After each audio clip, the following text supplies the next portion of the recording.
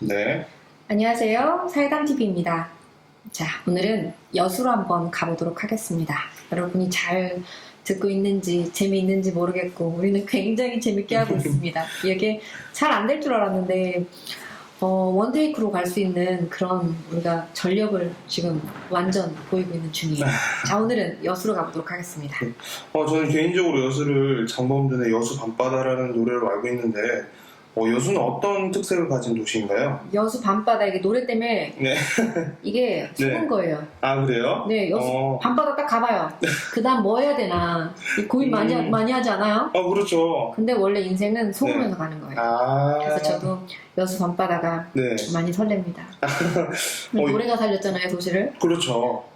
그 바다에 근접한 여수는 과거 전라 자수영이 있던 곳이잖아요. 네. 그 당시 여수는 어떤 중요한 위치를 가진 곳이었을까요? 이런 게 문제예요. 여수 밤바다 나오면은 네. 이게 뷰가 보이는 찻집이 나와야 되는데 우리는 전라 자수영이 나오는 게 이게 문제인 거예요. 아, 그래요? 네. 사람들이 안 들어 이런 거. 자, 그래서 네. 이 전라 자수영, 전라 우수영 있잖아요. 네. 여기는 왕중심 국가예요. 정도전이 만들 때부터 네. 너를 위한 국가다.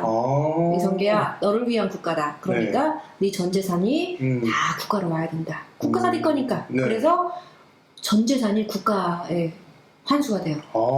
그래서 왕족이 네. 519년간 돈이 없어가지고 어떻게 하지를 못해요. 왜냐면 네. 네 나라니까 네 돈이잖냐. 네. 네 돈이 다 와야 되지 않겠느냐. 그래서 초기에 모든 전쟁에서 승전보를 올렸기 때문에 이성계가 돈이 많았거든요. 그러니까 나라를 만들죠. 무일푼으로 나라 못 만들어요. 여기 그래서 돈이네요. 그 돈을 다 정도전의 꼬입에 빠져가지고 네. 이제 기부한 거지 말하자면. 그래서 왕족이 왕으로는 유지할 수 있으나 네. 큰 소리를 못 내요 끝까지. 그래서 500년 간 거예요 조선이. 그래서 네 나라니까 동서남북도 네 중심이야. 그래서 경복궁 근정대에 섰을 때 남쪽을 바라보고 우측은 우수영, 좌측은 자수영이에요. 절대 방해가 아니라. 그래서 우수영은 해남, 자수영은 여수. 그래서 여긴 여수인데 네. 여수에 전라 자수영으로 이순신이 오게 되는데 네. 이순신이 오고 나서 전함을 만들고 전쟁 준비를 하고 정말 약속한 것처럼 임진왜란이 터지게 됩니다. 여수가 전라 자수영이 된 것처럼 역시 여수하면 이순신 장군을 빼놓을 수가 없는데 여수에 국보로 지정된 이순신과 관련된 객사 건물이 있다고 하죠? 네, 이렇게 객사하게 부르고 이러면 안 돼요. 아, 그래요? 네, 그런데 객사 건물 있죠. 제가 네. 되게 좋아하는 건물인데 네. 진남관이거든요. 네. 전국에 여행을 하면서 문화재만 다 보고 다니라면 이제는 아우 너무 구태의연하다 옛날 사람이다 이렇게 얘기하는데 그래도 이게 큰 빅데이터거든요 역사가. 네. 그러니까 역사를 배경으로 해가지고 다른 것들을 이렇게 곁들이면 좋아요. 그래서 이것만큼은 봤으면 좋겠다라고 추천을 한다면 국보? 진남관이 국보 304호거든요. 그래서 임진왜란 때 이순신이 지휘소로 사용을 했고 네. 그리고 또 꺽하면 야전에서 취침을 해야 되는데 여기는 그나마 지붕에 있는 취침인 거예요. 벽체는 없잖아요. 네. 따뜻하니까 남부니까 가능한데 내부가 240평이거든요. 우리가 목조건축이잖아요. 네. 그러면 이게 도리가 이렇게 240평을 감아야 되잖아요. 네. 굉장히 어려운 건물이거든요. 그런데 아름다워요. 전쟁을 위한 시설물이 이렇게 아름답기도 어려운데 어쩜 이렇게 아름답게 지었냐라고 사람들이 얘기하는데 임진왜란 때 있었던 건 아니고 정윤재란 때 불타고 나서 시간이 지난 다음에 이제 다시 만들어요. 그래서 현재 건물은 그 1716년 숙종 42년에 화재로 불탄 것을 숙종 44년에 다시 지은 거예요. 이재면 하는데 이순신 집안에서 계속 여기 해군들이 지금 장성까지 있거든요. 네. 그러니까 그 집안은 우리는 바다를 막는다가 그 집안에 그 존재하는 이유인 거예요. 지금도 많아요. 덕수이 씨. 그래서 그 이재면이 120년이 되는 해를 기려서 네. 이순신 전사 120주년에 다시 이렇게 만들게 된 게 바로 진남관입니다.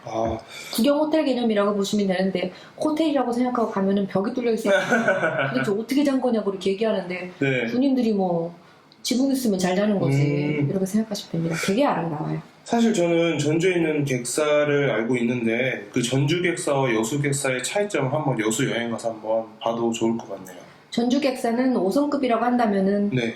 여수 객사는 한 2성급 이라고 보면 그러니까 문화재의 수준이 아니라 예. 벽이 없으니까 원래 객사는 네. 양쪽 끝에 온돌방이 있는 거예요. 네. 그래가지고 따뜻하게 잘 수 있는 거고 벽체를 올리게 되면은 들어서 열면은 이제 내면이 뚫려 있는 어떤 정자 같은 역할도 할 수 있는 건데 이쪽은 온돌방을 두르고 있지 않기 때문에 네.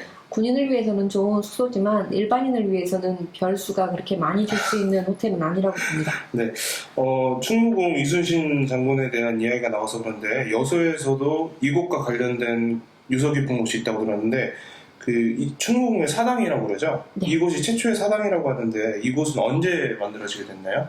네, 여기 충민사라고 하는데 여기가 아산 현충사가 이순신을 위한 그런 장소잖아요. 네. 거기보다 105년 먼저 지어진 거예요. 이제 사액사당이라고 하는데 네. 왕이 인정한 거예요. 그러면은 이 사당을 운영하기 위한 토지라든지 아니면 뭐 참봉이라든지 이렇게 지원이 있어진 거거든요.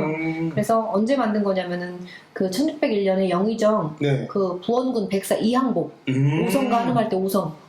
그래서 이항복의 개청을 받아가지고 네. 이시연이 충무공 사당으로 국내 최초로 만든 게 바로 충민사입니다. 이항복은 네. 이때 전쟁을 끝나고 나서 이제 공신 막 1등 공신, 2등 공신 이렇게 지정을 하거든요. 네. 근데 1등 공신에 올라가요. 선조를 데리고 의주까지 피난을 갔던 사람이잖아요. 근데 이항복이 나중에 그 1등급에 제수되고 나서 네. 내 이름 빼달라고 군인들에 비하면 내가 한 게 뭐가 있냐고. 무관은 거의 1등급이 없어요. 거의 문신들. 근데 1등급에 다 제수돼 있어요. 그러니까 내 이름 빼달라고. 나 너무 창피하다고. 그래서 그거에 대한 미안함이 네. 아마 이 충민사를 만들게 하는 그 명령으로 연결되지 않았을까라고 생각이 됩니다. 전국에 있는 네. 모든 이순신 장군에 관련된 사당들은 다 남아있다 그랬죠? 네. 이유는 지난 시간에 말씀드렸죠? 네. 지가 만들잖아요? 그러면은 뭐 길게 20년도 못 가요. 바람 불면 돌도 날아가요. 지가 자기를 높여봐야 아무 소용이 없어요. 그러니까 지방에 100년, 200년, 300년 된 고가나 아니면은 가문이나 아니면은 어떤 비석이 남아있다고 한다면 대를 이어서 나라가 바뀌어도 지켜야 되는 가치가 있는 것이라고 여기면 틀림이 없습니다. 네. 이렇게 역사가 깊은 충민사 옆에 임진왜란으로 지어진 400년이 넘는 역사를 갖고 있는 사찰이 있다고 들었는데 이곳은 어떤 곳인가요? 석천사. 우리 지금 계속 전라 자수영 석천사 충민사 이거 아무도 안 듣는다 이거. 석천사 이거 뭐냐면 그 스님들 모기 오면 어떻게 하는 줄 알아요? 어떻게 하나요? 못 잡지 않나요? 네, 참는데요. 근데 그걸 뭐라 참나. 이게 테니스처럼 생긴 거 있거든요. 네. 전기 체류된 거요? 그게 굉장히 매력이 있어요. 그래서 이 스님들도 그거 하나 있으면 좋을 텐데 라고 했는데 안 잡는데요. 그랬는데 모기도 안 잡고 벌레도 안 잡고 개미도 밟을까봐 바닥 쓸고 다니는 스님들이 임진왜란 때는 막 10만 명 죽이고 막 이러잖아요. 왜냐면 우리나라의 조계종이 호국수호를 목적으로 해서 고려시대에 결집했기 때문에 조계종은 나라를 지키는 게 그 종교의 목표인 거예요. 그래서 평소에 그렇게 하는 게 아니라 전쟁이 났을 때는 나라를 지키기 위해서 이제 칼을 들게 되는 거죠. 그래서 몽골과 목숨을 걸고 싸웠을 때 만들어진 그 조계종에 의해서 석천사에서도 임진왜란 때 크게 승전을 이끌었던 스님들을 위해서 또는 그렇게 이름 없이 죽어간 승병들을 위해서 만들었다고 생각하시면 됩니다. 석천사라는 지명은 바위에 석천이라고 이렇게 새겨져 있거든요. 그래서 석천사가 된 거예요. 그리고 여수가 바다에 인접한 곳이다 보니까 거북선을 만들거나 훈련을 하는 곳이 있다고 들었어요. 네, 사람들이 왜 여기서 거북선을 만들었냐고, 왜 배를 여기서 만들었냐고 물어보길래 바다니까 만들었지. 내륙에서 만들어서 이렇겠어요? 이런 걸 물어볼 때마다 이런 것도 설명해야 되는구나 라고 하는데 선초유적이라고 하거든요. 그래서 여기서 배를 만들어서 전쟁에 참전을 하는 건데 2년 싸우고 3년 쉬고 2년 싸웠기 때문에 만들어 나간 배는 거의 없었다고 생각하시면 돼요. 그리고 우리가 생각하는 것처럼 그 거북선이 되게 많은 줄 알잖아요. 선주 전체 기간 때문에 세 개밖에 안 돼요. 그래서 세 척밖에 안 돼요. 그러니까 전쟁에 나가가지고 큰 효과를 봤다라고 우리가 기억하고 싶은 거지 그렇게 참여한 적이 없다고요. 전쟁 동안에 여유있게 배를 만들 만한 시간은 없었습니다만 어쨌든 수리도 해야 되고 만들어도 해야 되고 했기 때문에 그러면 그때 싸웠다는 배들은 뭐냐? 민가의 배들. 우리 SUV 네. 세금 싼 이유가 전쟁 나면 군사 무기로 채취된다면서요. 네, 맞아요. 그걸 몰랐네. 어부들이 쓰는 배까지 이렇게 채취를 네. 했던 걸로 보여지고 네. 여기 선소 유적에 저는 감동적이었던 게 어머니와 살았던 집이 있어요. 어머니 변씨를 위해서 네. 자당을 남겨놨는데 네. 보통 이쪽에 이제 해군 참모총장으로 온 거잖아요. 네. 그러면은 부인도 아니고 애들도 아니고 어머니만 모시고 간 거예요. 왜냐면 어머니는 언제 돌아가실지 모르니까 네. 아무리 임기를 수행하고 있어도 어머니는 아침 저녁으로 문안을 드리고 싶었던 거고 전쟁 중이니까 자신이랑 같이 있는 게 효도라고 생각을 한 거죠. 저라면 언덕 위에 혼연의 집 같은 데에다가 집을 지을 것 같아요. 근데 선소유적이면 얼마나 시끄럽겠어요? 그렇죠. 근데 여기다가 집을 지은 건 자주 찾아뵙는 게 효라고 생각을 한 거예요. 저랑 참 안돼입니다. 저는 반찬 가지러만 가거든요. 그래서 부부 가족도 심지어 네. 아들 면도 데려오지 못해서 어린 아이가 집안을 지키다가 지역을 지키다가 죽어서 지난번에 아들 면을 위한 편지를 읽어드렸잖아요. 네. 근데 어머니는 이렇게 모시고 옵니다.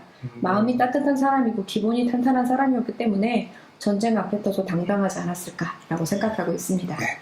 지금까지 여수 이야기를 나눠보았는데요. 오늘도 재미있는 역사 이야기를 해주신 김유 기사님 수고하셨습니다. 네, 고맙습니다. 네, 감사합니다.